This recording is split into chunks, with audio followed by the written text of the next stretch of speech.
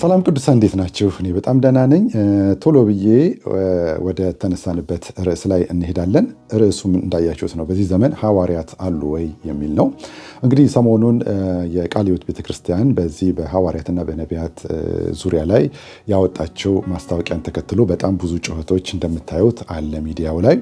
ራሳቸውን የሾሙ ሰዎች በሐዋርያትና በነቢያት አድርገው ራሳቸውን የሾሙ ሰዎች እየወጡ የመሰላቸውን እያወሩ ነው ማለት ነው። እና ዛሬ የምናወራው የሚነሱ አርጉሜንቶች ላይ ነው። ቢኮዝ አርጉሜንት ጥሩ ነው። ሰዎች ለምን አለ እንደሚሉ ከዛ አለ የሚሉበትን ምክንያት እንሰማቸውና መጽሐፍ ቅዱሳዊ ከሆነ መጽሐፍ ቅዱስ ውስጥ ገብተን ያ ምን ማለት እንደሆነ እናጠናለን ማለት ነው። ዝም ብሎ ወፍ ዘራሽ ብዙ ብሎ በአየር ላይ አለ ብያለሁ አለ ከሆነ ደግሞ በቃ በአለ ብያለሁ አለ ከሆነ የለም ብያለሁ የለም በሚለው ደግሞ እንመልስላቸዋለን ማለት ነው። እና በዚህ ዙሪያ ላይ ሁለት ሰዎች ሚዲያውን እያጨናነቁት ነው። አንደኛው ያው ዘላለም የሚባለው ነው፣ ዘላለም ጌታቸው መሰለኝ። አንደኛው አሌክስ ይሉታል፣ አለማየሁ መሰለኝ ስሙ። ኤኒዌይስ እነዚህ ሁለቱ ሰዎች የሚያወሩትን ነገር እንሰማለን። ዘላለም ያወራው መጽሐፍ ቅዱሳዊ የሆነ ቤዝ ምንም የለውም። በቃ አለ ብያለሁ አለ አይነት ነገር ነው። በትንሽ ቶኑም ያስፈራል። ሰዎች ላይ ነጮች ላይ የነጮች አስተሳሰብ እንደሆነ ምናምን ነገር የሚናገር ነው፣ እንሰማዋለን። ይሄኛው አሌክስ ደግሞ የሚባለው ትንሽ መጽሐፍ ቅዱስ ላይ ሐሳቡን ወይም አርጉሜንቱን መጽሐፍ ቅዱሳዊ ለማድረግ አስቧል። ነገር ግን መጽሐፍ ቅዱስ ላይ የሌለ ነገር ፈጥሮ በቃ እመኑኝ አይነት ነገር እና መጽሐፍ ቅዱስ ላይ ጨርሶ ነው የሌለ ሐዋርያትን በአምስት ሰነጣጥቋቸው 5 አይነት ሐዋርያ አሉ ብሎ የራሱን ሐሳብ ያንጸባርቃል ማለት ነው። እኔ ሮንግ ቢሆንም እንደነዚህ አይነት ሰዎች ይሻሉኛል። ጀስት እንደው መጽሐፍ ቅዱስ ላይ ይኸው ምናምን የሚሉ ሰዎች ማለት ነው። ያ ሮንግ ይሁን ወይም ትክክል ይሁን ሄደን የምናየው ይሆናል።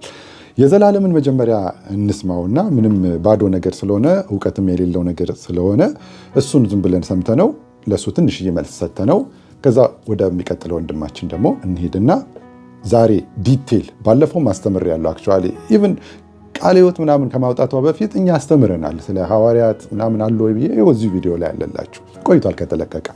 እና ዛሬ ግን አርጉሜንቶቹ ላይ አለ የሚሉ ሰዎች የሚጠቅሷቸው ጥቅሶች እነሱ ላይ ሄደን ነው የምናወራው። እና ሐዋርያት በዚህ ዘመን አለ የሚሉ ሰዎች የሚያነሷቸውን ሐሳብና የመጽሐፍ ቅዱስ ክፍሎችን ሄደን ምን ማለት እንደሆነ ሄደን እናያለን ማለት ነው። ከዛ በኋላ አይ ቲንክ ሁሉ ነገር ግልጽ ይሆናል ማለት ነው። እና ይህንን ቪዲዮ ደግሞ ለነዚህ ሰዎች ላኩላቸው እና እነሱንም ሆይ ሆይ ለሚሏቸውም ሰዎች ላኩላቸውና እውነቱን እንደ መጽሐፍ ቅዱስ አድርገው ቢረዱት ደስ ይለናል ማለት ነው። አሁን ዘላለምን ሰምተነው እንመጣለን። እንደ እውቀት መጠን ነው የምታወራው። እንደ እውቀት መጠን ስታወራ ከእውቀት በላይ አታወራ። አሁን እንደዚህ ያለ ሰው ከዚህ በኋላ የእውቀት ነገር ይናገራል ብላችሁ ነው የምታስቡት። ምንም የእውቀት ነገር አይናገርም እና እንደ እውቀት መጠን ይላል፣ ግን ምንም አይነት እውቀት አልተናገረም። እስቲ እንስማ። አንደኛ ይሄ ዳዊት የሚባለው ልጅ ምን አይነት መሰረት ላይ ቆሞ ነው የሚያወራው? ምን አይነት ዶክትሪንስ ነው የሚከተለው?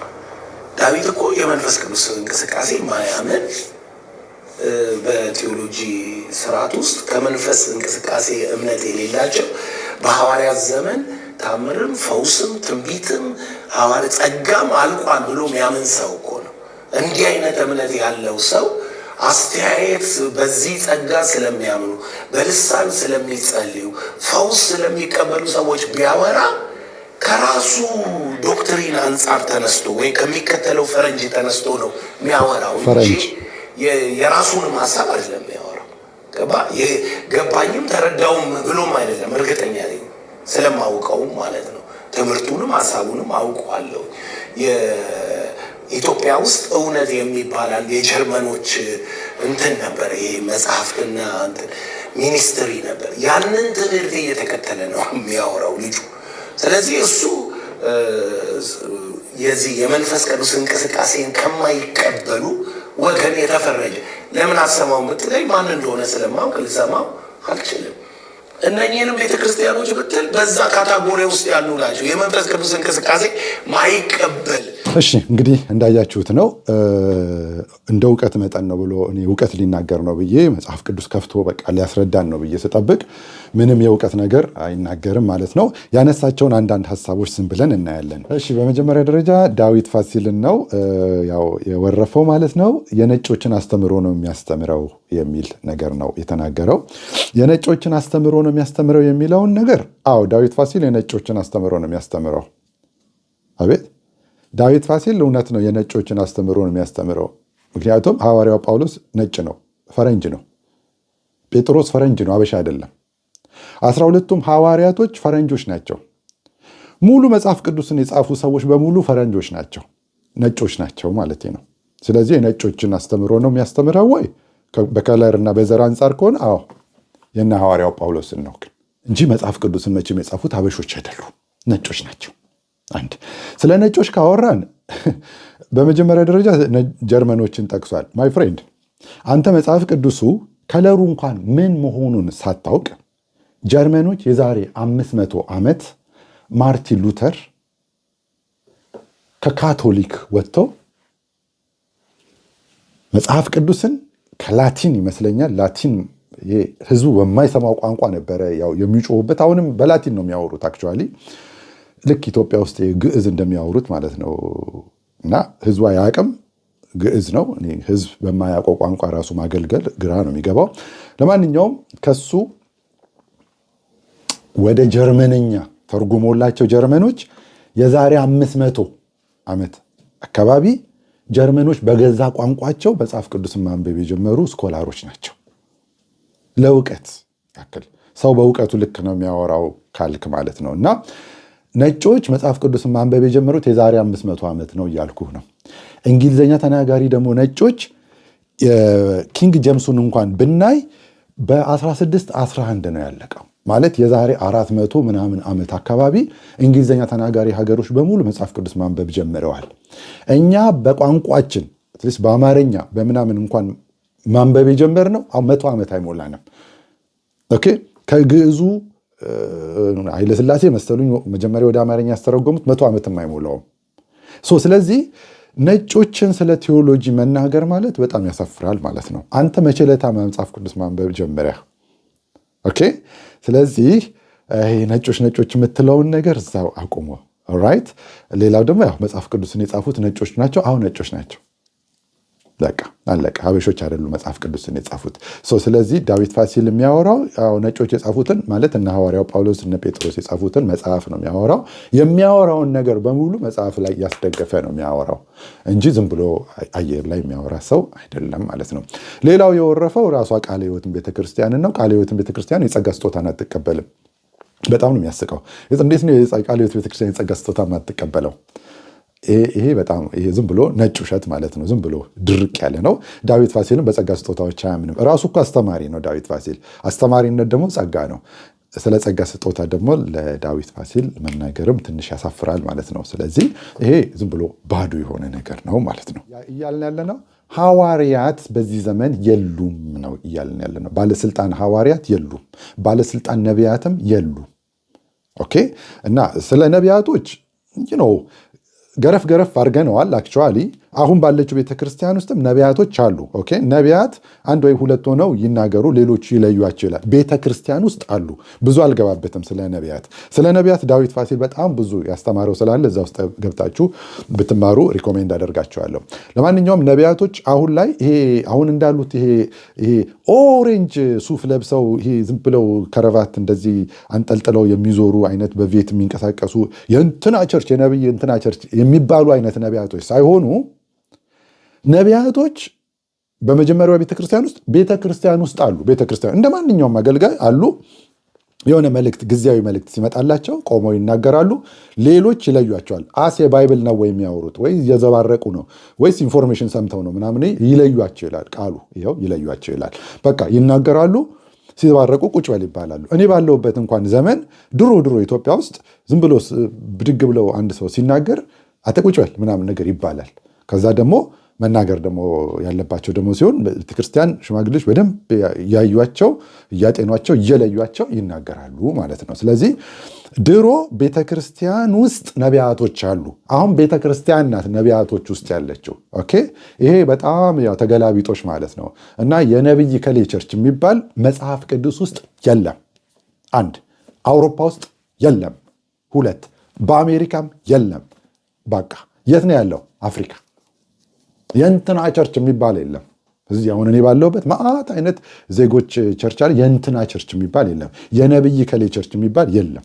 እንግዲህ ከ500 ዓመት በፊት መጽሐፍ ቅዱስን ያነበቡ ስኮላሮች ናቸው ጀርመኖች። የለም እንደዚህ የሚባል ነገር።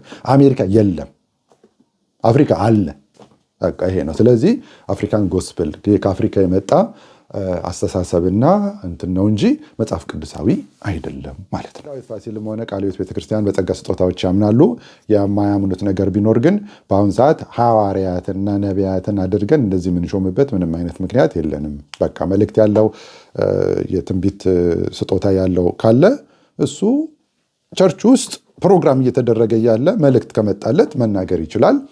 እየተለየ በደንብ በሁለት አይን እየታየ በደንብ ሌሎች እየለዩት መናገር ይችላል። ከዛ ውጭ ግን እዚህ ሰማይ ላይ ሰቅለ ነው ነብይ ከሌ ምናምን እያደረግ ነው እንደዚህ እዚህ ትከሻችን ላይ የምናወጣው ነብይ የለም። አንድ እሱ ሐዋርያ ደግሞ ጨርሶኑ የለም የሚል ደግሞ እምነት ነው ያላቸው እንጂ ሙሉ ለሙሉ የጸጋ ስጦታ የሚባል ነገር የለም የሚል እምነት የላቸውም። ያላሉትን ማውራትም ዝም ብሎ ውሸት ነው ማለት ነው። ስለዚህ ይሄኛውን ወንድማችንን በዚህ ልክ ነው ልናወራው የምንችለው። አሁን ወደ ቀጥሎ ወዳለው ወንድማችን ስንሄድ ትንሽ መጽሐፍ ቅዱሳዊ ለማድረግ አስቧል። ይሄኛው ወንድማችን ደግሞ ግን የሚጠቅሳቸው የመጽሐፍ ቅዱስ ክፍሎች እና እሱ የሚያወራቸው ነገሮች በፍጹም አይገናኙም። አንደኛ። ሁለተኛ ደግሞ ሐዋርያትን በ5 ሸንሽኖ በራሱ ፈቃድ ያስተምራል። ማን ሐዋርያትን 5 ጊዜ እንደሸነሸነ እኛ አናውቅም። መጽሐፍ ቅዱስ ላይ 5 አይነት ሐዋርያ እንዳሉ አይናገርም። በስም የተጠሩ 3 አይነት ሐዋርያቶች ግን መጽሐፍ ቅዱሳችን ያስተዋውቀናል። ይህኛው ወንድማችን ሁለቱን ከየት ጨምሮ እንዳወራ አናውቅም ማለት ነው። ስለዚህ አሁን እሱን ትንሽ ሰምተነው በተለይ 4ኛውና 5ኛው ላይ እናወራለን ማለት ነው። አንዴ እሱን ሰምተነው እንመለስ። እያልን ያለነውን 5ቱን የሐዋርያዊ አይነቶች ቁጭ ላርግላችሁ፣ ሐሳብ ልስጣችሁ። አንደኛ የሐዋርያዊ አይነት ኢየሱስ በምድር በነበረበት ዘመን ላይ መጽሐፍ ቅዱስ ኢየሱስን የእምነታችን ሐዋርያ ብሎታል። ሁለተኛ 12ቱ የበጉ ሐዋርያቶች የምንላቸው ነው። ሶስተኛ ሐዋርያው ጳውሎስ የተገለጠበት መገለጥ ሐዋርያዊ ጸጋ እንላለን። 4ኛ የመሰረት ሐዋርያ የምንለው ነው። የመሰረት ሐዋርያ ማለት መጽሐፍ ቅዱስን የእግዚአብሔር ቃል በየትኛውም ዘመን ውስጥ ለየትኛውም ትውልድ መሰረት ያስቀመጡ መገለጥና ትምህርት አስቀምጠው መጽሐፍ የአዲስ ኪዳን ትምህርት ያስቀመጡ ማለት ነው። 5ኛው የጸጋ ሐዋርያ የምንለው ነው። ይሄ የጸጋ ሐዋርያ የምንለው ምን ማለት ነው? የጸጋ ሐዋርያ ስንል ቤተክርስቲያን በኤፌሶን 4 ላይ የተቀመጠው ቤተክርስቲያን በምድር እስካለች ድረስ የክርስቶስን ሙላት ጥግ እግዚአብሔርን ወደ መምሰል የሚያመጣ ትምህርት ያለው በ5ቱ ኦፊስ ውስጥ ነው። አንደኛ የሐዋርያዊ ጸጋ የነብይነት፣ የአስተማሪነት፣ የወንጌል ሰባኪነት፣ የእረኝነት የተባለው ነው። ሰው ከነዚህ መካከል አንዱ ምንድን ነው? አፖስትል ነው። አፖስትል ቤተክርስቲያን እስካለች ድረስ ይሄ ጸጋ በምድር ላይ አለ። ይሄ ግን አለ ስንል ቤተክርስቲያን በምድር እስካለች ድረስ የሚሰራ የጸጋ አይነት ነው። ስለዚህ ቤተክርስቲያን ካለች ሐዋርያነት ጸጋ አለ ማለት ነው። ሰምታችኋል አይደል? በጣም ጥሩ ነው። 5 አይነት ናቸው። 5ቱ እኛ 3ቱን ብቻ ነው የምናውቀው መጽሐፍ ቅዱስ የነገረን። ሌላ የመሰረት ሐዋርያ የጸጋ ሐዋርያ የሚባል ነገር የለም። ኦኬ። ሲጀመር ሐዋርያነት ሰውየው ነው። ዱ አንደርስታንድ? ፐርሰን ነው። ኦኬ። ያ ሰውየው ነው። እሺ። አሁን እንደ ጸጋ ስጦታ ሳይሆን ጸጋ ነው፣ ግን ሰውየው ራሱ ነው። ፐርሰን ነው ማለት ነው። ኦኬ። ለምሳሌ አንደኛ ፐርሰን ነው። ኢየሱስ የእምነታችን ሐዋርያ ነው ይለዋል አይደለ? ዕብራውያን 3:1 ላይ ምንም አያጨቃጭቅም። እሱ የእምነታችን ሐዋርያ ነው ይላል። ሁለተኛ የበጉ ሐዋርያቶች ናቸው። እነሱም በሐዋርያት ሥራ ምዕራፍ 1 ላይ ከ23 ጀምሮ አሉላችሁ ማለት ነው። 12ቱ አለቀ። ፐርሰኖች ናቸው፣ የማይደገሙ ሰዎች ናቸው። ጸጋ ስጦታ አይደለም፣ ሰዎች ናቸው። ኦኬ። እና ከጸጋው ጋር ነው፣ ግን ሰዎቹ ናቸው። ፐርሰን ነው ማለት ነው። ሌላው ሐዋርያው ጳውሎስ ነው። ሐዋርያው ጳውሎስ የታወቀ ነው። ታማኝ አድርጎ ስለቆጠረ ለአገልግሎቱ ሾመኝ ይላል። ገና በቃ ሐዋርያ ሥራ እንዳለቀ ሮሜ ይጀምራል። ሮሜ 1 ላይ ሐዋርያ ሊሆን የተጠራ ብሎ ነው ራሱ የሚጀምረው ማለት ነው። ያው ሐዋርያ ሊሆን የተጠራ ብሎ ጳውሎስ በመልእክቶቹ ላይ ከአንድ ነው ከሁለቶቹ በስተቀር በደንብ አይቼዋለሁ። ሁሉም መልእክቶቹ ላይ መጀመሪያ ላይ ሐዋርያ እንደሆነ ተናግሮ ነው የሚጀምረው ማለት ነው። ቢኮዝ በዛን ዘመን ሐዋርያነት ዝም ብሎ ነገር ስላልሆነ ማለት ነው። የእሱን ሐዋርያነት ጥያቄ ውስጥ የገባ ስለሆነ ማለት ነው። እና ማንኛውም ሰው የሚያውቀው 12ቱን ሐዋርያቶች ብቻ ነው፣ የበጉን ሐዋርያት ብቻ ነው። እና እሱ ግን ስፔሻል ሐዋርያ ነው እና ለአሕዛብ ሐዋርያ ተደርጎ በቃ በስፔሻል አይነት ሁኔታ ጌታ ኢየሱስ ክርስቶስ ራሱ ተገልጦለት ወደ 3ኛው ሰማይ ተነጥቆ ያ ሹመት የተሰጠው ጌታን ያየው በደማስቆ መንገድ ላይ ታይቼልሃለሁና ይለዋል። ያው እዚህ ጋር እንደምታዩት ታይቼልሃለሁና ይለዋል። እና ለዛ ነው እኔስ አንዱ መስፈርት ማየት ስለሆነ እኔስ ኢየሱስን አላየሁትምን የሚለው ለዛ ነው። እና ማየት ስለሆነ ማለት ነው። እና በራሱ በጌታ ደግሞ መሾም ስለሆነ ማለት ነው። ይሄ ነው እንጂ ሐዋርያነት ከጸጋ ስጦታ በላይ ፐርሰን ነው። እነዛ ፐርሰኖቹ ደግሞ ነበሩ። አንዱ ኢየሱስ ነው፣ ከዛ የበጉ ሐዋርያት፣ ከዛ ሐዋርያው ጳውሎስ ማለት ነው። እና እነዚህ ሶስቱን እናምንባቸዋለን፣ ቲክቲክ አድርገንባቸዋል። አራተኛው የመሰረት ሐዋርያ ያላቸው ናቸው። ደግሞ ሰውየው ምን የሚል አባባል አለው? የምንላቸው የሚል አለ። እነማን ሆናችሁ ነው የምትሏቸው? ከማጋ ሆናችሁ ነው የምትሏቸው? እኛ አሁን አላልንም። ከ12ቱ ደቀ መዛሙርት ውስጥ መጽሐፍ የጻፉ አሉ። አዎ አሉ። ሌሎቹ ያልጻፉት በቃ ያልጻፉ የበጉ ሐዋርያቶች ናቸው። ለምሳሌ የጻፉ ጴጥሮስ ጽፏል፣ ዮሐንስ ጽፏል። በቃ እነዚህ መጽሐፍ የጻፉ የበጉ ሐዋርያት ሲባሉ፣ ሌሎቹ ደግሞ ያልጻፉት ደግሞ ያልጻፉ የበጉ ሐዋርያቶች ናቸው። ሐዋርያው ጳውሎስም ብዙ መልእክቶችን ጽፏል። እና እነዚህ በሐዋርያትና በነቢያት መሰረት ላይ ታንጻችኋል ይላል። እና ይሄ ከበጉ ሐዋርያቶች ነጥሎ ጴጥሮስን አሁን የመሰረት ሐዋርያ ልንለው አንችልም። በቃ እሱ የበጉ ሐዋርያ ነው፣ ግን መጽሐፍ የጻፈ የበጉ ሐዋርያ። ዮሐንስም መጽሐፍ የጻፈ የበጉ ሐዋርያ ነው። እና እነዚህ መጽሐፍን የጻፉ ሐዋርያው ጳውሎስን ጨምሮ ማለት ነው መጽሐፍ የጻፉ በሙሉ እና ሳይጽፉም ደግሞ እንደዚሁ ያስተማሩ ሰዎች በሙሉ በዛ ላይ ነው ቤተክርስቲያን የተመሰረተችው ማለት ነው። ከዛ ጳውሎስ መጣና ይሄ ሰውዬ እንግዲህ አሁን ምን አድርጉ እንደሚለን አናውቅም። መሰረቱ ተመስርቷል። መሰረት አልተመሰረተም ወይ ነው ጥያቄው እኮ አሁን። መስራቾች ናቸው ካልከንም መሰረቱ እኮ ታዲያ ተመስርቷል። ጳውሎስ መጣና ከተመሰረተው በቀር እኮ ማንም ሌላ መሰረት ሊመሰረት አይችልም አለ። ስለዚህ መስራቾች ሐዋርያቶች ከሆኑ ደግሞ ከተመሰረተው በቀር ማንም ሌላ መሰረት ሊመሰረት አይችልም ከተባለ መስራቾች አያስፈልጉም ማለት ነው። አሁን አንደርስታንድ። ስለዚህ የመሰረት ሐዋርያቶች የሉም። አንድ ጊዜ ምን ብሏል? ተመስርቷል። አለቀ። ከዛ ይሄ ሰውዬ ወደ አነሳው ነገር እንሄዳለን፣ ወደ ኤፌሶን እንሄዳለን። ሌላው ኦፊስ የሚባል ነገር ይጠራል። ኦፊስ የሚል ነገር መጽሐፍ ቅዱስ ውስጥ የለም። ኦፊስ በአማርኛ ቢሮ የሚባል ነገር የለም። ይህ ሰዎች ራሳቸውን ለመኮፈስ ከሌላው የክርስቲያን ማህበረሰብ ራሳቸውን የሆነ ኦፊስ ውስጥ ከተው ስልጣኑን ለመውሰድ የሚጠቀሙበት ቋንቋ ነው እንጂ መጽሐፍ ቅዱስ ኤፌሶን ላይ ሄዳችሁ ብታዩ 5 ኦፊሶች አይልም። 5 ራሱ ድንገት በቃ 5 ዝም ብሎ ጳውሎስ ሲጽፍ 5 ጻፈ እንጂ እነዛ 5ቶቹ ሌላ ቦታ ላይ ሄደን እናየዋለን። ቆሮንቶስ ላይ ሄደን እናየዋለን። ኦኬ፣ ቆሮንቶስ ላይ አንደኛ ቆሮንቶስ ምዕራፍ 12 ላይ ስናይ ኤፌሶን ላይ የተጠቀሱት 5ቱ ሰዎች ናቸው እንዲሆኑ ሰጠ ነው የሚለው። ሰዎች ናቸው የተሰጡት እና እነዛ ሰዎች ከሌላ የጸጋ ስጦታዎች ጋር ተደባልቀው አንደኛ ቆሮንቶስ ምዕራፍ 12 ላይ እናየዋለን ማለት ነው።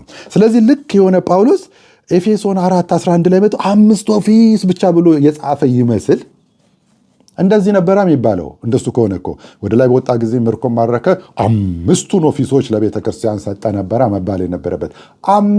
አምስት ለመጻፍ ፈልጎ አይደለም።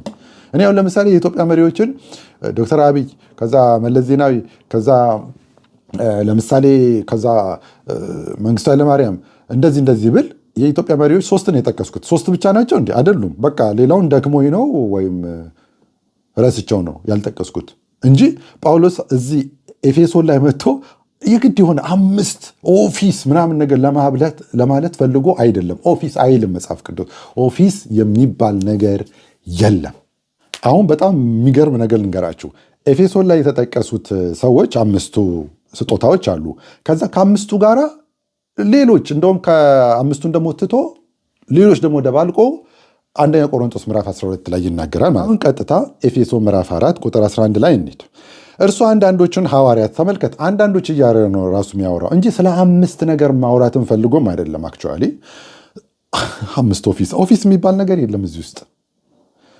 አንዳንዶቹን ሐዋርያት፣ ሌሎቹን ነቢያት፣ ሌሎቹን ወንጌል ሰባኪዎች፣ ሌሎቹን እረኞች፣ ከዛ አስተማሪዎች እንዲሆኑ ሰጠ።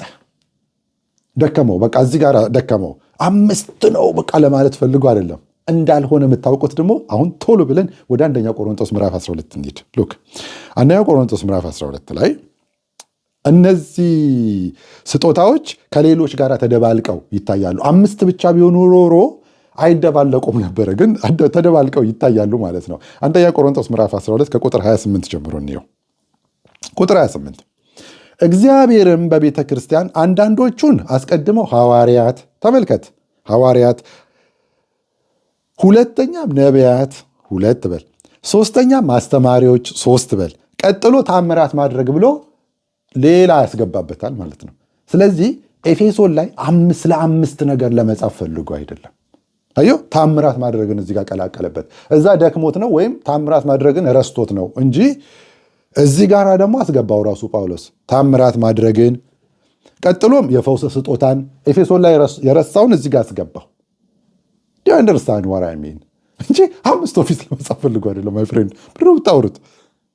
ከዛስ እርዳታን ኤፌሶን ላይ ረስቶት እዚህ ጋር አስገባው። እርዳታ፣ አገዛዝ፣ ኤፌሶን ላይ ረሳው፣ አገዛዝን እዚህ አስገባ። የልዩ ልዩ አይነት ልሳኖችንም አድርጓል። ማይ ፍሬንድ ይሄው ነው እንጂ 5 ኦፊስ የሚባል ነገር የለም። ይሄው እንደውም እዚህ ጋር ወንጌላውያን ደግሞ እዚህ ጋር ረሳቸው። እዛ ጋር ወንጌላውያን አልነበሩ፣ እዚህ ጋር ወንጌላውያን የሚለውን ረሳው። እረኞች አልነበሩ ኤፌሶን ላይ፣ እዚህ አንደኛ ቆሮንቶስ ላይ እሱን ደግሞ ተወው፣ ረሳው። ወይም አይደል ነው እንጂ ኤፌሶን ላይ 5 ኦፊስ ምናምን ለማለት ፈልጎ አይደለም። በቃ ይሄው ነው። ኦፊስ አትበሉብን መጣችሁ። ኦፊስ ወይም ቢሮ የሚባል ነገር የለም። አለቀ። ኦኬ። ሌላው ኤፌሶንስ ራሱ ደግሞ የተጻፈው በአንደኛው ክፍለ ዘመን አይደለም እንዴ? የመጀመሪያዊቱ ቤተክርስቲያን የነበረችበት ዘመን ላይ አይደለም እንዴ? ራሱ ሐዋርያው ጳውሎስ አይደለም እንዴ የጻፈው? ታዲያ ምንድነው የሚያስደንቀው? በቃ ወደ ላይ በወጣ ጊዜ ምርኮ ማረከ፣ ስጦታዎችን ለቤተክርስቲያን ሰጠ እና እሱም አንዳንዶቹን ሐዋርያት እና ሐዋርያት እኮ ተሰጥተዋል እኮ። ታዲያ ጳውሎስ እኮ በሐዋርያት ያምናል። 12ቱ የበጉ ሐዋርያትን ማለቱ ነው ለቤተክርስቲያን። እውነት ነው፣ ሐዋርያት ተሰጥተዋል። ይሄ ማለት አሁን በየሰፈሩ ይሰጣሉ ለማለት ፈልጎ አይደለም። በዛን ዘመን ለነበረችው ቤተክርስቲያንን ለመመስረት ሐዋርያትን ሰጥቷል። ጳውሎስ ይህን ጽፍ 12ቱን ሐዋርያትና የራሱን ሐዋርያነትን እያሰበ ነው የሚጽፈው እንጂ አንተን አስቡ አይደለም። ሌሎቹን ነቢያቶችም ነበሩ ቸርች ውስጥ፣ ሌሎቹን ወንጌል ሰባኪዎች ነበሩ፣ ሌሎችን እረኞችና አስተማሪዎች እንዲሆኑ ሰጠ፣ ለቤተክርስቲያን ሰጠ። አለቀ። ኦኬ።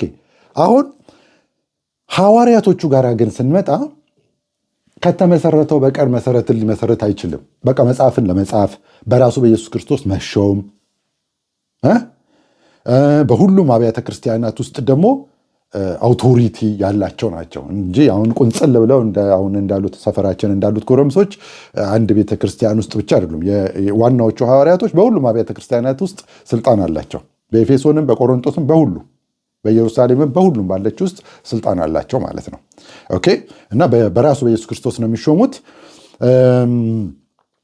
ሌላው ደግሞ መጽሐፍ ጸሐፊዎች ናቸው። እንደዚህ አይነት መስፈርቶችን ማሟላት አለባቸው። ሌሎቹ ደግሞ ዋነኛው ማየት ደግሞ ኢየሱስ ክርስቶስን በስጋ አይን ማየትም ደግሞ ይጠይቃል።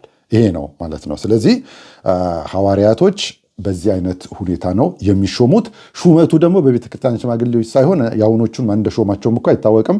ሹመቱ ኢቭን በቤተክርስቲያን ሽማግሌዎችም አይሆንም። ለዚህ ነው ቃለ ሕይወት አንሾምም ያለችው። ታማኝ አድርጎ ስለቆጠረኝ ለአገልግሎቱ ሾመኝ እንጂ አሾመኝ አይደለም። ሾመኝ ራሱ ነው የሾመው። ስለዚህ ጳውሎስ ራሱ የተሾመው በቤተክርስቲያን አይደለም ማለት ነው፣ በክርስቶስ ነው የተሾመው። ሌሎቹም የተሾሙት በራሱ በክራይስት ነው ማለት ነው። እነዚህን ሁሉ መስፈርት አሟልተው ነው ሐዋርያነት ማለት ነው። ስለዚህ መሰረቱን ጥለዋል፣ መጽሐፍ ቅዱስ ጽፈዋል። ከተመሰረተው በቀር ማንም ሊመሰረት አይችልም። ስለዚህ ኤፌሶን ላይ ስራቸውን ጨርሰዋል የቀድሞዎቹ ሐዋርያቶች።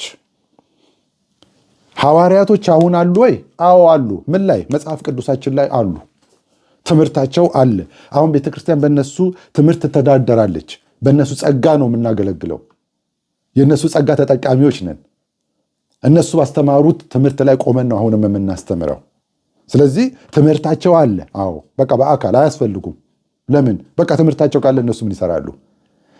ስለዚህ ታዲያ ኤፌሶን ላይ የተጠቀሱት ደግሞ ሶስቱ ሐዋርያት ለምን አሉ? ወንጌላውያን አሉ ተብሎ እንዴት ሐዋርያት የሉም ይባላል? ለምን የሉም? ሐዋርያት መሰረትን ለመመስረት 1፣ መጽሐፍ ቅዱስን ለመጻፍ 2፣ በራሱ በኢየሱስ ክርስቶስ መሾም 3፣ በስጋ አይን ክርስቶስን ማየት። በዚህ መስፈርቶች ተመርጠው ሰርተው ስራቸውን ጨርሰዋል። ከዛስ ሶስቱስ ሌሎቹ ማማማ ወንጌላዊ፣ አስተማሪ፣ ሌላስ እረኞች ምን ይሰራሉ ካልክ ሐዋርያቶቹ የመሰረቱትን መሰረት ላይ ቆመው አሁን ላይ ያሉት አሁን እነዚህ ጸጋ ስጦታዎች ያስፈልጋሉ። ወንጌላዊ አሁን ያስፈልገናል። ቤተክርስቲያን አስተማሪ ያስፈልጋታል። እረኛ ያስፈልጋታል። ሐዋርያ አያስፈልጋትም። መሰረቱ ወረድ ተጥሏል። ለዚሁ ፐርፐዝ ነበር የመጡት። ሶስቱ ታዲያ ምንድን ነው የሚያደርጉት? ሐዋርያቶቹ የጻፉትን መጽሐፍ ቅዱስ ላይ ተንተርሰው እዛ መሰረት ላይ ቆመው ወንጌላዊው አሁን ያለው ወንጌላዊ ከዓለም ሄዶ ወንጌልን ሰብኮ ነፍሳትን ወደ ቤተ ክርስቲያን ሲያመጣ፣ አስተማሪው የሐዋርያቶቹን ትምህርት ያስተምራል። እረኛው ይንከባከባል፣ ይመግባል። ስለዚህ ሶስቱም ያስፈልጋሉ። ሐዋርያነት አያስፈልግም። ስለዚህ ሌሎች ከሐዋርያነት በስተቀር ሌሎች የጸጋ ስጦታዎች በሙሉ በቤተ ክርስቲያን ውስጥ ያስፈልጋሉ፣ ለማነጽ ይጠቅማሉ። ለመሰረት ለመመስረት ግን ተመስርቷልና ሐዋርያ አያስፈልጉም ማለት ነው። ስለዚህ ኤፌሶን ምዕራፍ 4 አንደኛ 5 ኦፊስ የሚባል የለም። 5ንም ለመጻፍ ፈልጎ አይደለም፣ 5ን ፈልጎ ላለመጻፍ እንደሆነ የምታውቀው ሌሎቹን ረስቷቸው ነው እንጂ በአንደኛ ቆሮንቶስ ምዕራፍ 12 ላይ ከሌሎች ጋር ደግሞ ይደባልቃቸዋል። ኤፌሶን ላይ ጠቀሳቸውን። ስለዚህ 5 የሚባል ነገር የለም ማለት ነው። ስለዚህ ከሐዋርያት በስተቀር ሌሎቹ ጸጋ ስጦታዎች አሁን ባለችው ቤተክርስቲያን ውስጥ በሙሉ ያስፈልጋሉ ማለት ነው። ስለዚህ ኤፌሶንን ሲጠቅሱ ኤፌሶን በዚህ መልኩ ነው ምንፈታው ማለት ነው። ሌላው ይሄው ሰውዬ የተናገረው ያዕቆብን ሐዋርያ ሲያደርግ አይቼዋለሁ። የያዕቆብ መጽሐፍን የጻፈውን ሐዋርያ መስሎታል። ያዕቆብ የጌታ ኢየሱስ ክርስቶስ የሥጋ ወንድሙ ነው፣ ሐዋርያ አይደለም። የያዕቆብ መጽሐፍ የጻፈው ያዕቆብ የጌታ ኢየሱስ ክርስቶስ የሥጋ ወንድሙ ነው። ኢየሱስ ክርስቶስ ደግሞ የሥጋ ወንድሙን ሐዋርያ አድርጎ አልሾመም። ያዕቆብ መጀመሪያ በነበረችው ቤተክርስቲያን ውስጥ የነበረ ፓስተር ነው። መጋቢ ነው እንጂ ሐዋርያ አይደለም። ያዕቆብን ማን የሾመው ሐዋርያ አድርጎ? እንደ ሐዋርያነት እኮ ሹመት ይጠይቃል። ማን የሾመው? ኢየሱስ የገዛ ወንድሙን ሐዋርያ አድርጎ አልሾመም። አሌክስ የሚባለው ግን የመሰረት ሐዋርያቶች ብሎ ጴጥሮስን ራሱ ከ12ቱ ነጥሎ የሆነ የመሰረት ሐዋርያ ምናምን አድርጎታል። ጴጥሮስ የበጉ ሐዋርያ ነው። ማይ ፍሬንድ በቃ መጽሐፍ የጻፈ የበጉ ሐዋርያ ነው፣ አለቀ። ያዕቆብ ሐዋርያ አይደለም። እሺ አንዱ ያዕቆብ ሐዋርያ ነው ሲል ሰምቼው ማለት ነው። እና ያዕቆብ ሐዋርያ አይደለም። ሐዋርያ እንዳልሆነ መጽሐፍ ቅዱስ ይነግረናል። ራሱ ጳውሎስ በገላትያ ምዕራፍ 1 ከቁጥር 15 ጀምሮ ያዕቆብ ሐዋርያ እንዳልሆነ ራሱ ይነግረናል ማለት ነው። አንዴ እሱን እናንብብ። ጳውሎስ በገላትያ ምዕራፍ 1 ላይ ከቁጥር 15 እስከ 19 ባለው ውስጥ ስለ ያዕቆብ ይናገራል። እንዲያያዝላችሁ ከላይ ከፍ ብዬ ላንብበው ከ15 ጀምሮ። ነገር ግን በእናቴ ማኅፀን ሳለሁ የለየኝ በጸጋውም የጠራኝ እግዚአብሔር በአሕዛብ መካከል ስለ እሱ ወንጌልን እሰብክ ዘንድ ልጁን በእኔ ሁኔታ ሊገልጥ በወደደ ጊዜ ወዲያው ከሥጋና ከደም ጋር አልተማከርኩም ይልና ከእኔ በፊት ሐዋርያ ወደ ነበሩት ወደ በጉ ሐዋርያት ማለት ነው ወደ ነበሩት ወደ ኢየሩሳሌም አልመጣሁም። ነገር ግን ወደ አረብ ሀገር ሄድኩ፣ እንደገና ወደ ደማስቆ ተመለስኩ። ከዚያ ወዲያ ከ3 ዓመት በኋላ ኬፋን ወይም ጴጥሮስን ልጠይቅ ወደ ኢየሩሳሌም መጥቼ ከእሱ ጋር 15 ቀን ሰነበትኩ። ከጴጥሮስ ጋር ኬፋ ይለዋል 15 ቀን ሰነበትኩ ይለዋል። ከዛስ 19 ነገር ግን ከጌታ ወንድም ሉክ ከያዕቆብ በቀር አያችሁ፣ ያዕቆብን የጌታ ወንድም ብሎ ነው የሚያውቀው። ጳውሎስ ሪኮግናይዝ የሚያደርገው ሐዋርያ ብሎ የበጉን ሐዋርያቶች ብቻ ነው። ያዕቆብ ደግሞ የኢየሱስ ክርስቶስ የሥጋ ወንድም ሆኖ ሐዋርያ አይደለም። ከጌታ ወንድም በቀር ከሐዋርያት ሌላ አላየሁም። በቃ ከጴጥሮስ ጋር 15 ቀን ሰነበተ፣ የጌታን ወንድምን ያዕቆብን አየሁ ይላል። ሌሎቹ ሐዋርያቶች ግን የሉም ይላል። ስለዚህ የጌታ ወንድም ያዕቆብ ነው እንጂ ሐዋርያው ያዕቆብ አይደለም። ጳውሎስ 12ቱን ብቻ ነው ሐዋርያ አድርጎ የሚያውቀው ማለት ነው እንጂ የጌታ ወንድምን የጌታ ወንድም ብሎ ነው የሚጠራው። ጴጥሮስንም ከ12ቱ ነጥሎ ሐዋርያ ሲያደርገው አይቻለው። ከ12ቱ ነጥሎ ሐዋርያ ማድረግ አይችልም። ሌላ አይነት ሐዋርያ ሰይሞታል ማለት ነው። ጴጥሮስ የበጉ ሐዋርያ ነው። በቃ መጽሐፍ የጻፈ የበጉ ሐዋርያ ነው። ሌሎቹ ደግሞ ያልጻፉ የበጉ ሐዋርያ ነው የሚባሉት። እሱ ደግሞ የጻፈ የበጉ ሐዋርያ ነው እንጂ ሌላ አይነት የሐዋርያነት ስያሜ ልንሰጠው አንችልም ማለት ነው። ሌላኛው ደግሞ በዚህ ዘመንም ሐዋርያ አለ የሚሉ ሰዎች የሚያነሱት ጥቅስ አለ። የበርናባስን ሐዋርያነት ማለት ነው። በርናባስ ሐዋርያ ነው። ከሌሎቹ ውጭ ሐዋርያ እሱ ከሆነ እኛም ሐዋርያ ነን ብለው ይናገራሉ ማለት ነው። ሲጀመር በርናባስ ሐዋርያ አይደለም። በርናባስ ሐዋርያ ነው ብለው የሚያነሱትን ጥቅስ እናያለን ማለት ነው። በርናባስ ሐዋርያ ለመሆኑ የሚያነሱት ጥቅስ ሐዋርያት ሥራ ምዕራፍ 14 ነው። እኔ እንዲያያዝላችሁ ከቁጥር 8 ጀምሮ ልናገር። በልስጥራም እግሩ የሰለለች ከእናቱ ማዕፀን ጀምሮ አንካሳ የሆነ ከቶም ሄዶ የማያውቅ አንድ ሰው ተቀምጦ ነበረ። ይህም ሰው ጳውሎስ ሲናገር ይሰማ ነበር። ተመልከቱ፣ ጉዳዩ ከጳውሎስ ጋር ነው። ጳውሎስና በርናባስ ናቸው እዚህ ጋር ያሉ። ሰውየው ግን ጉዳዩ ከጳውሎስ ጋር ነው። ጳውሎስ ሲናገር ይሰማ ነበር። እሱም ትኩር ብሎ ተመለከተውና ይድን ዘንድ እምነት እንዳለው ባየ ጊዜ ጳውሎስ በታላቅ ድምፅ ቀጥ ብለህ በእግርህ ቁም አለው። ብድግ ብሎም ተነስቶ ይመላለስ ነበር። ሕዝቡም ጳውሎስ ያደረገውን ባዩ ጊዜ ድምፃቸውን ከፍ አድርገው በሊቃኦንያ ቋንቋ አማልክት ሰዎች ወደኛ ወርደዋል አሉ። በቃ እነዚህ አማልክት ናቸው ሰዎች አይደሉም ብለው አመኑ ማለት። ከዛ በርናባስን ዲያ አሉት። ጳውሎስን እርሱ በመናገር ዋና ስለነበር ሄርሜን አሉት። በከተማውን ፊት ለፊት መቅደስ ያለው የዲያ ካህን ኮርማዎችና የአበባ አክሊሎችን ወደ ደጃፍ አምጥቶ ከሕዝቡ ጋር ሆኖ ሊሰዋላቸው ወደደ ይላል። ከዛ በኋላ እችን ጥቅስ ነው የሚወስዱት። ሐዋርያት በዚህ ዘመን አሉ። በርናባስ ሐዋርያ ከሆነ እኛም ሐዋርያ ነን ለማለት ማለት ነው። ቁጥር 14 ሐዋርያት በርናባስና ጳውሎስ ግን ይህን በሰሙ ጊዜ ልብሳቸውን ቀደው ወደ ሕዝቡ መካከል እየጮሁ ሮጡ ይላል። ሐዋርያት በርናባስና ጳውሎስ። አያችሁ፣ በርናባስም ሐዋርያ ነበር ለማለት ማለት ነው። ኖ እዚህ ጋር ጸሐፊው በርናባስን ከጳውሎስ ጋር ስላየው በድፍኑ ሐዋርያ አለው እንጂ ሐዋርያት ብሎ ጻፈው እንጂ በትክክል የነዚህ የሁለቱ ሰዎች ጥሪ የተለያየ ነው ማለት ነው። አሁን እሱን ጥቅስ ወደ ማየት እንሄዳለን። አሁን የበርናባስም ሆነ የጳውሎስ ጥሪያቸው የተለያየ እንደሆነ እናያለን ማለት ነው። የጳውሎስ የታወቀ ነው። በቃ ሐዋርያ ሊሆን የተጠራ ይላል ገና ሮሜ 1 ላይ ማለት ነው። ስለዚህ ጳውሎስ ሐዋርያ ነው። ቻው። አሁን የበርናባስ ነው። በርናባስ ጥሪው ምን እንደሆነ ቅድም ከጳውሎስ ጋር ስለነበረ ነው ሐዋርያት ሥራ ምዕራፍ 14 ላይ ሐዋርያ የተባለው እንጂ የትክክለኛ የበርናባስ አገልግሎት እዚህ ጋር ይናገራል። ምዕራፍ 13 ላይ እንደዚህ ይላል ከቁጥር 1 ጀምሮ በአንጾኪያም ባለች ቤተክርስቲያን ተመልከቱ፣ በአንጾኪያም ባለች ቤተክርስቲያን ነቢያትና መምህራን ነበሩ ይላል። ከዛስ ሁለት ብቻ ነው እዚህ ጋር የሚጠቅሰው ነቢያትና መምህራን ነበሩ። ስማቸውስ እነርሱም በርናባስ። አለቀ። ስለዚህ በርናባስ ጥሪው ምንድን ነው? ወይ ነቢይ ነው ወይ መምህር ነው። ሁለቱና የሚናገረው ነቢያትና መምህራን ነበሩ። እነሱም አንደኛ በርናባስ፣ ከዛስ ኔገር የተባለው ስምዖን፣ ሌላስ የቀሬናው ሉኪዮስም፣ የአራተኛ ክፍል ገዢ የሄሮድስም ባለማዋል ምናሄ፣ ከዛ ሳውል ራሱ ጳውሎስ ማለት ነው። ጳውሎስ መምህርም ነው አስተማሪም ነው ማለት ነው። ጳውሎስ ታውቃላችሁ፣ እሱ ደብል የሆነ ስጦታ ነው ያለው። አንደኛ ሐዋርያም ነው እንደገናም ደግሞ አስተማሪም ነው ማለት ነው። እዚህ ጋር ግን በርናባስ ግን ከሁለቱ አንዱ ነው የሚሆነው። ምን ወይ ነቢይ ነው ወይም መምህር ነው። በብዛት በርናባስ ከጳውሎስ ጋር ሄዶ ስለሚያስተምር የሚታወቀው በመምህርነቱ ነው። ስለዚህ እዚህ ጋር በርናባስ ሐዋርያ አይደለም። ጳውሎስ ታዲያ ለምን መምህር ወይም ደግሞ ነቢይ ተባለ? ከነዚህ ውስጥ ለምን ገባ ካላችሁ ጳውሎስ መምህርም ስለሆነ ማለት ነው። ጳውሎስ አስተማሪም እኮ ነው። ጳውሎስ ራሱ አስተማሪም እንደሆነ በአንደኛ ጢሞቴዎስ ምዕራፍ 2 ቁጥር 7 ላይ ይናገራል። እንዲህ ይላል። ለምን ሐዋርያት ሥራ ምዕራፍ 13 ላይ ጳውሎስ ከነቢያትና መምህራን ጋር ስሙ ገባ ካላችሁ ደብል ጥሪ ነው ያለው። እሱ አስተማሪም ነው እንደገና ሐዋርያም ነው። አስተማሪ እንደሆነ በአንደኛ ጢሞቴዎስ ምዕራፍ 2 ቁጥር 7 ላይ እንደዚህ ይላል። ራሱ ጳውሎስ አስተማሪ እንደሆነ ሉክ እኔም ለዚህ ነገር አዋጅ ነጋሪና ሐዋርያ አንድ በእምነትና በእውነትም የአሕዛብ አስተማሪ ጥምር ነው የሱ። አየህ፣ ሐዋርያና አስተማሪ ለመሆን ተሾምኩ። ሁለቱም ነው። የሐዋርያት ሥራ ምዕራፍ 13 ላይ ግን በርናባስን ስታዩት ከሁለቱ አንዱ ብቻ ነው።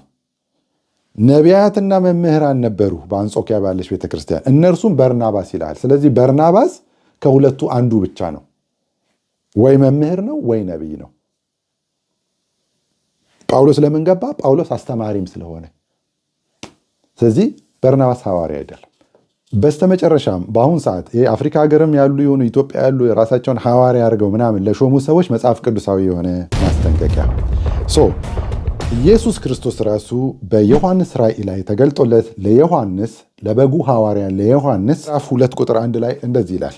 በኤፌሶን ወዳለው ቤተክርስቲያን መልአክ እንዲህ ብለህ ጻፍ። በቀኝ እጁ 7ቱን ከዋክብት የያዘው በ7ቱም የወርቅ መቅረዞች መካከል የሚሄደው እንዲህ ይላል። ማነው? ክርስቶስ።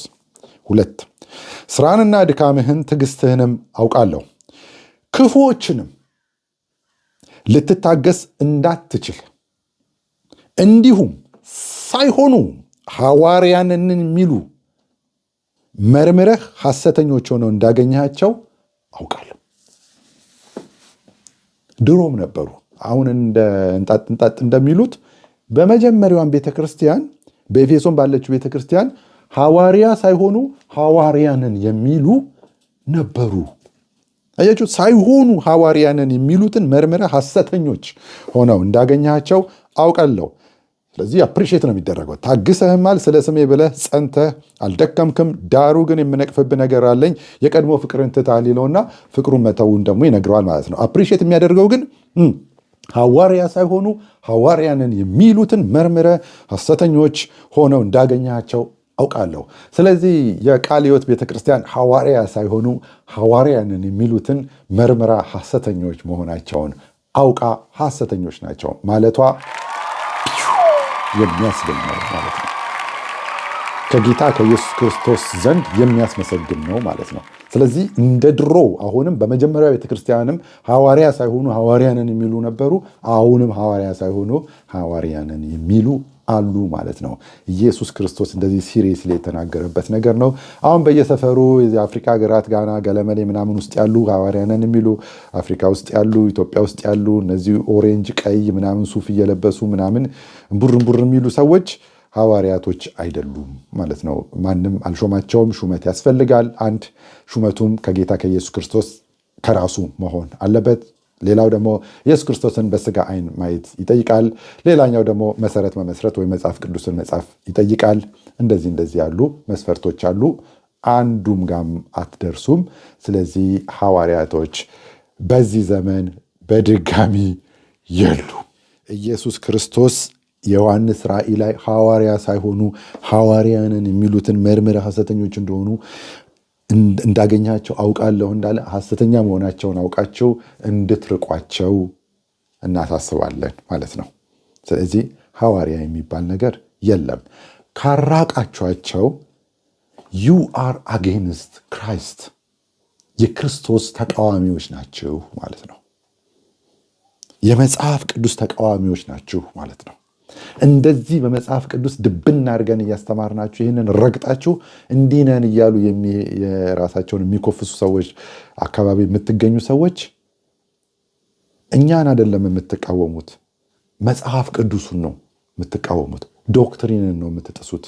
ውሸተኞች ናቸው፣ ሐሰተኞች ናቸው፣ ክፉዎች ናቸው ይላል። ደግሞ ክፉዎች ልትታገስ እንዳትችል እንዲሁም ሐዋርያንን እያሉ ሐዋርያ ሳይሆኑ እነሱን መርምረ ሐሰተኞች እንደሆኑ እንዳገኛቸው አውቃለሁ ይላል። ሐዋርያንን የሚሉትን በሙሉ ያቸው እስቲ የራሳቸውን ኑሮ እኮ ነው ክስ ያለ ኑሮ የሚኖሩት እንጂ ስለእናንተ ጉዳያቸውም አይደለም። እርግጠኛ ነኝ ወንጌላዊ የለም በዚህ ዘመን ቢባሉ እንደዚህ አይሉም ነበረ። ወንጌላዊነትን ማን ይፈልጋል? እስቲ ወንጌላዊ ሰው አምጡ። ኢትዮጵያ ውስጥ ወንጌላዊ የታወቀ ሰው እስቲ አምጡ። የለም። ዝም ብሎ በተለምዶ ማነው ወንጌላዊ ያሬድ ጥላሁን የሚባል አለ። አንዳንድ አስተምሮቹ በስተቀር ደህና ነገር ነው የሚናገረው። እሱም ቢሆን ዝም ብሎ በዘለማድ ወንጌላዊ ይሉታል እንጂ ወንጌላዊ አይደለም፣ አስተማሪ ነው። ትምህርቶቹን አንዳንዶቹን ካስተካከለ ጥሩ ማስተማር ይችላል። በተረፈ ወንጌላዊ የሚባል አለ? የለም። አይፈለግማ። ይሄ እንትን ጨዋ ያመጣም ብር የለውም። ኦኬ። ሐዋርያነትስ ለመኮፈስ ያመቻል። ነቢያትነትስ እሱም ለመኮፈስ ያመቻል። ስለዚህ በቃ ይሄ ነው የሚፈለገው። ይሄ ነው የሆነ በቃ ከስር ለመርገጥ ከላይ ለመሆን ባለስልጣን ነኝ ለማለት እኔ ብቻ አዋቂ ከኔ ወዲያ ለአሳር ለማለት ይህንን ነው። የበፊቶቹ ሐዋርያቶች እንደዚህ እንደናንተ ኦሪጂናሎቹ እንኳን እንደናንተ አይደሉም፣ አሁን እንዳላችሁት ማለት ነው። መርካቶም እንደው አፋችንን ምን ከፍት ከሆነ ቸርችን መተን አፋችንን ምን ከፍት ከሆነ ክርስትናው አትሊስት አፋችንን ሰብሰብ እንድናደርግ ካላደረገን ምኑ ነው ታዲያ?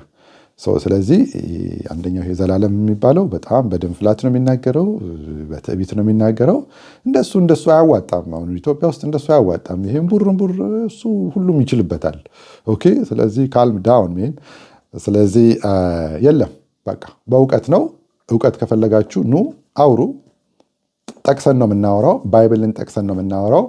ሐዋርያቶቹ አስተምሮ ላይ ቆመን ነው የምናወራው። እነሱ ያወሩትን ነው የምናወራው ማለት ነው። እናንተም እነሱ ያወሩትን ማውራት ትችላላችሁ። ይህንን አስተምሮ ቻሌንጅ ማድረግ የምትፈልጉ ከሆነ ቻሌንጅ ማድረግ ትችላላችሁ፣ ከቻላችሁ ማለት ነው። ግን አትችሉም። በቃ የለም። ይህንን ይመስላል። ሐዋርያነት የሚባል ነገር በዚህ ዘመን የለም። ጸጋ ይብዛላችሁ።